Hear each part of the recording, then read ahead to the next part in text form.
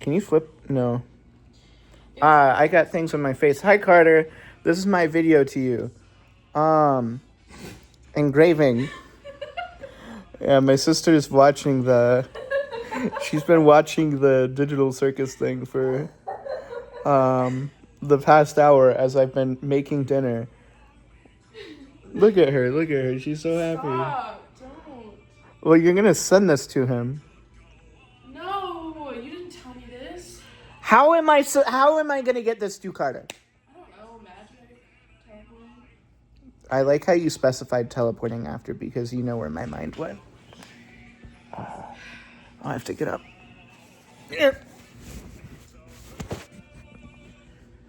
Oh! Oh! Oh! You're still recording? Benjamin. Yes, I can. I'm an adult. Benjamin. Oh! Oh! Okay.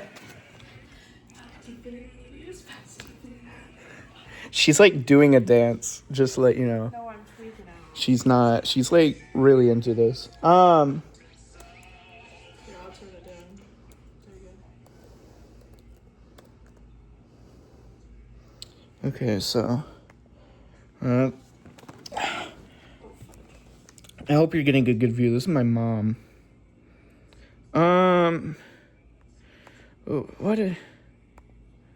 What? Stop. No. I don't want to play. I don't want to play FNAF World. You're a professional? Bro. Yes, I am. What is the score here? Oh. You can't even see your. There you go. There. You were just showing him our living room. This is gonna go on my YouTube channel. No, what is wrong with you? gotta do content. So, okay. What is wrong with you? I have the score here. Ow! This is for trombone quartet. Sorry. I'm tweaking just a little. You are. Leave me alone. Did you get the fish food? No, I did not. Why? Because I just grabbed a spoon. No, sorry, I can't make these references. So, okay. You're going to go to format. You're going to go to style. Right? And so it'll take you here. Yeah, wait. You can see the thing, right? Yes, you can see your computer screen. Here, I'll stand over here so I can make sure that you can see Okay. the screen. And so here, wait. Format is right here. You click format and you go to style. And so the default font that it'll put it at is Leland. Which is basically Edwin. Well, Edwin's the font, Leland's the music font, but I basically, they're the same. The real people use Finale Maestro, which, if we go press OK, makes it look like this. Notice now how, like, the text doesn't really fit the page itself. So what you do is you go to... Basically, once you have this, it'll, like, make the musical text and all this stuff the same. If you want to be fancy, you could go here and make your time signatures enlarged with this. Once you go cross staves like that, you press OK, and it'll show it like that. That's kind of ugly. I personally, if I do that, I used to prefer to like that. I think that looks good. But anyways, you're not here for that. So what you do is you go to text styles and you just put your font as I put it as Times New Roman, because that's there was a whole process when I was doing transcriptions from my high school's 2011 and 2010 marching show. But essentially, you're going to go through all this and set it as Times New Roman. And when you're done, you're going to go back here. You're going to go to Save Style. And then name it like whatever you want. I have this I use for my friend Leanne. I need to put one that says not landscape, but like the other one. And then this is like orchestral stuff. I don't really write much orchestral stuff. Excuse me. This is just the format that I use for stuff that like I want to look more professional. And so I can show you them here. Actually, so my shrimp tune,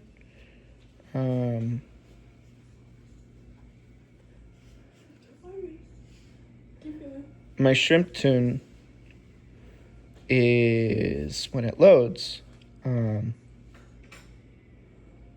in my finale maestro with Times New Roman and stuff. I write my program notes separately. If you want someone to like print your music, just let me know. For like the full, I can do like engraving stuff for you, but you should learn how to do it. It's a good skill to have. So I have this set. Do not do this. I have this set to only show parts that are playing, except for the first page. Which some people like that. I don't. And especially for a marching band score, don't do that. But what's nice about this score that I did is if there's too many measures on a page and it looks bad, if you press enter, it'll reduce the number.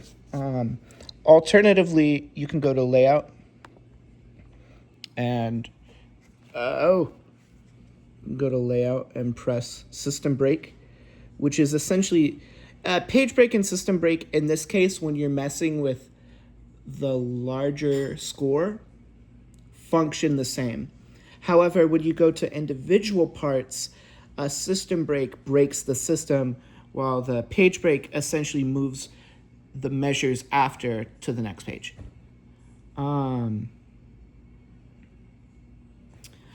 The section break, which for you would be good if you're writing a multi-movement show or whatever, the section break essentially allows you to keep everything in one file, but you can have different movement sections.